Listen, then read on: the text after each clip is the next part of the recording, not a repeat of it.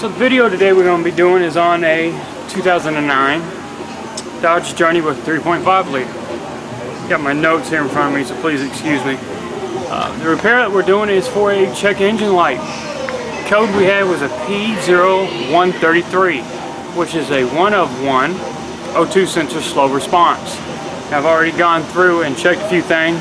This is actually a stored code, so it's not happening right now. So what we're going to basically start with is an O2 sensor, and with that we'll move on to the next step of the description.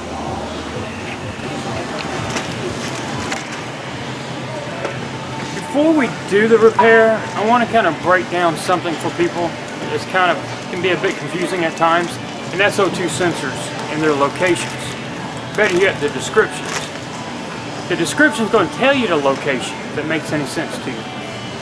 On more modern day cars, the way they're kind of worded would be, for example, 1-of-1 O2 sensor, or maybe the 2-of-2 O2 sensor. They've gone away from saying upstream, downstream. But if you know the numbers and you know basically what they represent, it should clarify itself. For example, they write it 1/1, 2/2. The number before the slash, the first one, for example, of 1-of-1, that's bank 1. Basically that means, for example, it could be a V6, V8, whatever. You have two separate heads, you have two separate manifolds. That means you got two total upstream O2 sensors. So, the best way to find out is you need to know where number 1 is as far as cylinder. The number 1 cylinder is going to tell you what bank 1 is. So they go hand in hand. Bank 1 is where cylinder 1 is. So, if you can find it by any means, either whether or not it's documented under the hood where number 1 is, if you've got a service manual, or the quickest way for me is, I look at the engine, I find out which cylinder is furthest forward, which basically is, I could use the valve cover, for example, or the head to find which one's furthest forward towards the crankshaft pulley, which I call the front. Once you figure out that one, that's going to be your bank 1. Of course, that would mean that the other side is bank 2. So now let's go do the second set of numbers after the slash. 1 would be considered upstream. That's before the catalytic converter, closest to the engine. The 2 would be downstream, which is after the catalytic converter. So, back to our example, 1-of-1. We're looking for a bank 1 upstream O2 sensor. Now on the flip side, if we had a 2-of-2 O2 sensor, we're looking for the bank 2, which is where cylinder 2 is on most vehicles, which would be the other side of the block, and a downstream O2 sensor. So hopefully that clarifies for you. I know that's how it's worked for Chrysler, Dodge, and Jeep. That's how we figure it out, and that's how it's kind of, the locations are determined. So with that, we're going to work on replacing a 1-of-1. So that means bank 1 upstream. I want to show you where it is on this 3.5 liter and how to gain access to it. Now on this bank 1, sensor 1, the way you're going to locate it is you've got to raise the vehicle up, because it's up against the firewall side of the engine compartment, and the intake is blocking it from up above. So we're going to try to gain access from down below. Now what I'm pointing at is the 1-of-2, which means that's your downstream O2 sensor.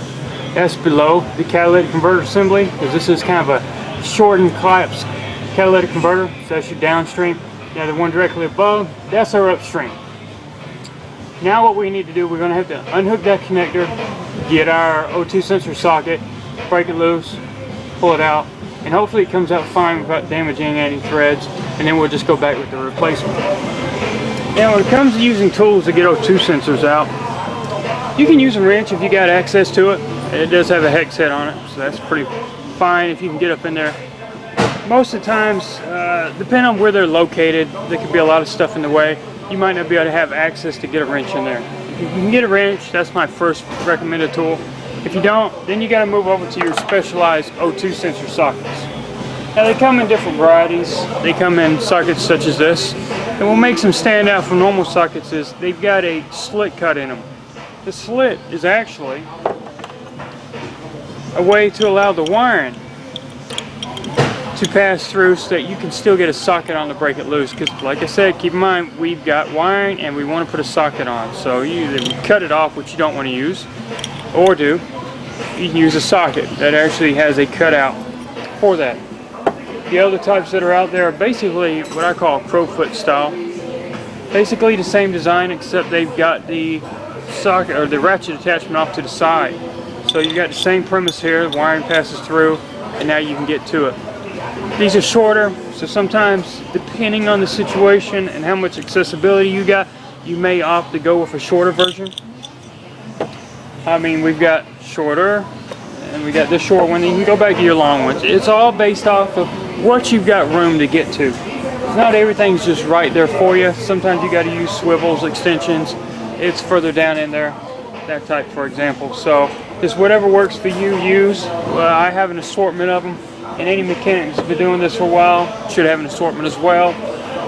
If you're doing it by yourself, possible loan or two program at your local parts store, or you may buy one and see what works for you as far as clearance. Alright, so I got access using the little short one here that I was telling you about earlier. Got up in here with my 3/8, broke it loose. Now, it was pretty tight, so it took a little bit of effort, but once you break it loose, from then on, it's basically you can back it out by hand. So that's not a big issue there.